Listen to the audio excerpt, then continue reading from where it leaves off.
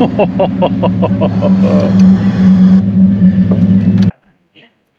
guys, welcome back to the AutoHound. And this is not a normal review. This car has been in my head since I was 19 years old. That's 4 decades ago.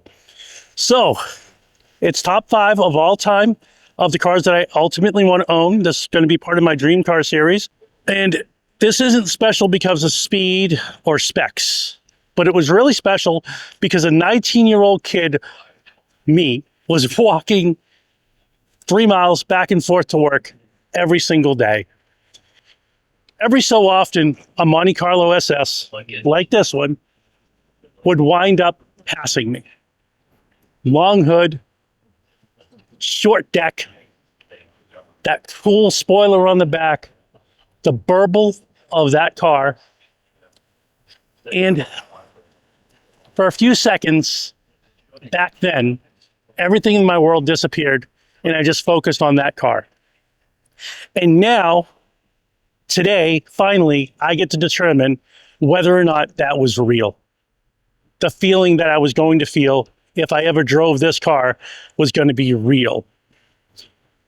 And the only way to do that is let's take it for a drive. I present to you the 1985 Monte Carlo SS. This is a really emotional video for me to make. I hope you like it. Thank you. Walking around the car is really kind of cool because it's got the SS on the front, the really cool side stripes, the awesome rims, the really big doors, the twin tip exhaust, the awesome little spoiler on the back. Look at the tail end of this car. This is just an unbelievable walk around already. Wow. Let's look under the hood. Here's the iconic 8-cylinder Chevrolet Monte Carlo SS engine. And out back here is the trunk. It is just huge. As we get into the car, you can see it's got your little window roller adjustment for your mirror and your door handle, and that's it. Obviously, the seats come up. Pop yourself back there. But getting into the big bench seat. Look how analog this is. 66,988 miles. Simplicity. And simplicity at its best.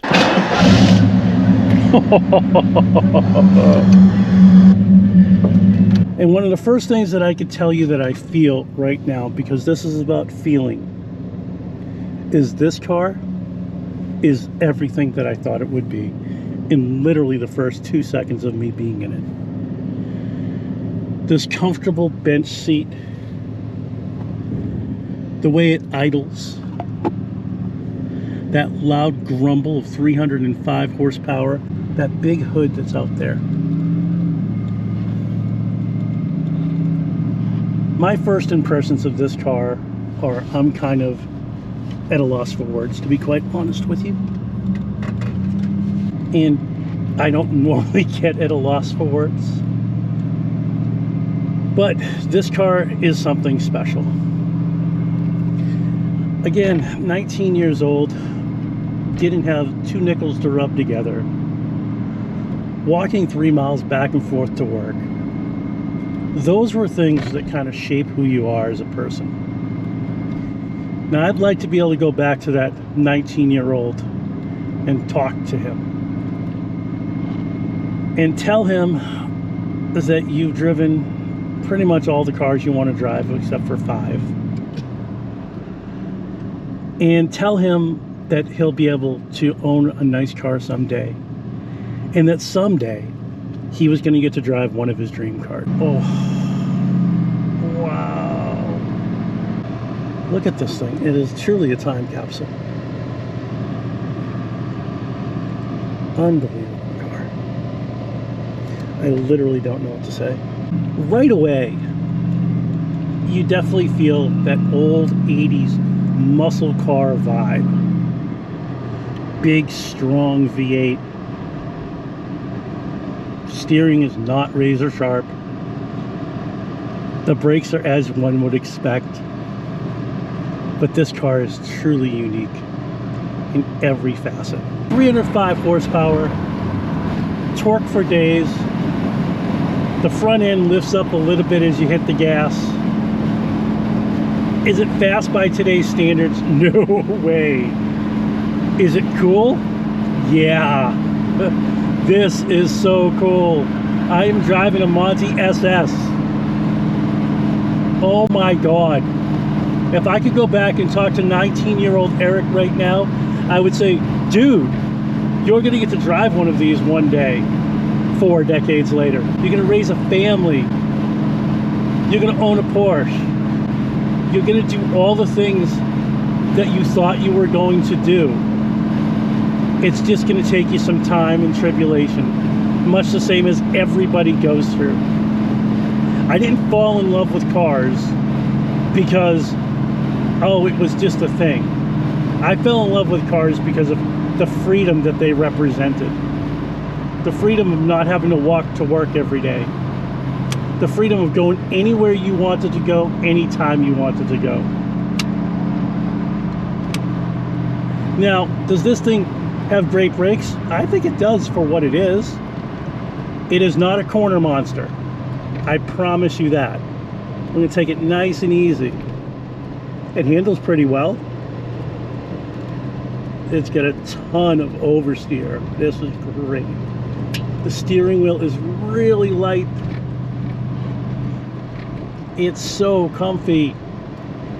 This seat is so low in the car. You could just sit here for days. It is truly like a couch. And what's cool about it is that loud burble underneath the hood and behind your head. It's absolutely a joy to drive. Oh my goodness.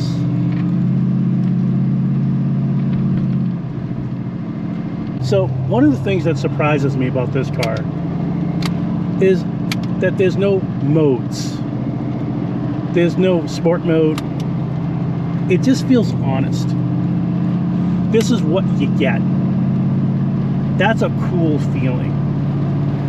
We rely so much on technology now, and these cars, they don't have technology.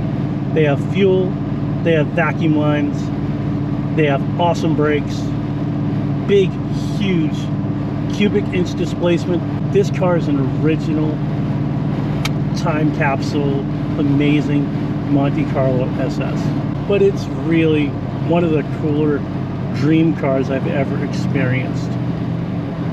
I get to sit here and tell you a story about a car, a story about some dumb 19-year-old kid who, by happenstance, just happens to be driving this car 40 years later. That's a pretty cool story. So does it drive like a modern performance car? And the answer is no way. It drives better. Sometimes we build cars up in our minds, and then you get in them, you can go for a ride, and it tends to disappoint us. Sometimes they just don't live up to the legend of what you thought it was going to be. This one, somehow, some way, was exactly what I thought it was going to be. And it was worth the 40-year wait. If I could go back and tell 19-year-old Eric that someday you'll get to drive this, I'd be like, nah, you're crazy. But I got to drive it. I really want to thank the folks up here at the Highline Group in Lowell. They've been fantastic throughout this whole process, and I can't say enough about them. If you like this type of content, please make sure you like, you comment, and subscribe. And remember, it's about the drive.